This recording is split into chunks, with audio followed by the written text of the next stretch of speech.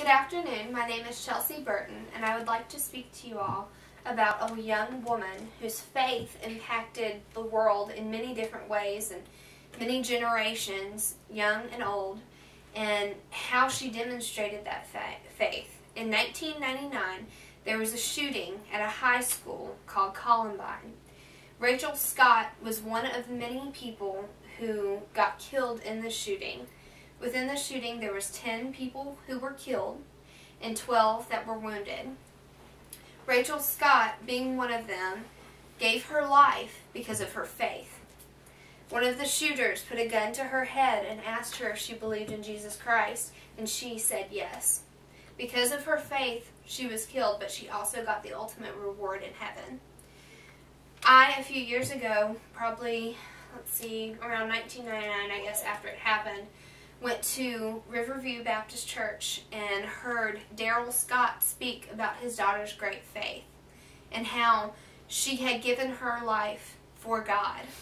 He also spoke about the days before she had given her life and about how she had wrote down many poems and had drew pictures, and looking at those things, he felt like she was getting signs from God that she was going to be giving her life, that it was time for her to come home to heaven. And one of those pictures I remember specifically had two eyes crying over a rose that was bleeding. And she would talk to her dad as if she was going to be leaving soon, and she knew it was coming. And in that situation where a shooter had put a gun to her head, she didn't even have to think twice. That her faith was so strong that she ultimately said yes, that she believed in Jesus Christ as her Savior. That's what kind of faith we all should have. We should have the faith that could move mountains, or we could say yes to somebody who has a gun to our head, knowing that we're going to be going on to a better place, just like Rachel Scott.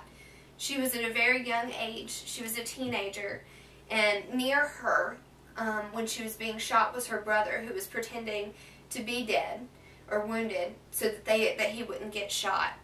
And he saw this happen, and it's a very heart-wrenching thing, but he was able to see the faith that his sister had, that she could step out and say, yes, I believe in Jesus Christ. And I think we all need to have that kind of faith, that, you know, no matter the circumstances in our lives, we need to have a Rachel Scott type of faith where we know no matter what happens, God's in control, and we can trust that on a daily basis. Many generations have been affected by the school shooting. You've heard more and more school shootings, like Virginia Tech. There was some, which I live close to Virginia Tech, so that kind of shows you how it has affected, you know, where I live.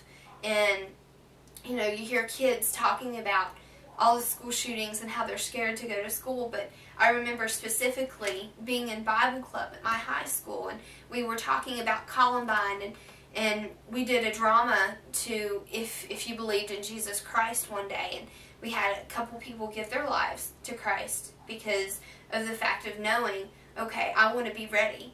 Just in case something would happen at my school, I want to be ready, because you never know what is going to come. And so this is in commemorative to Rachel Scott, who had the ultimate faith, who ran the race and wasn't afraid of death because she knew that's where victory lied.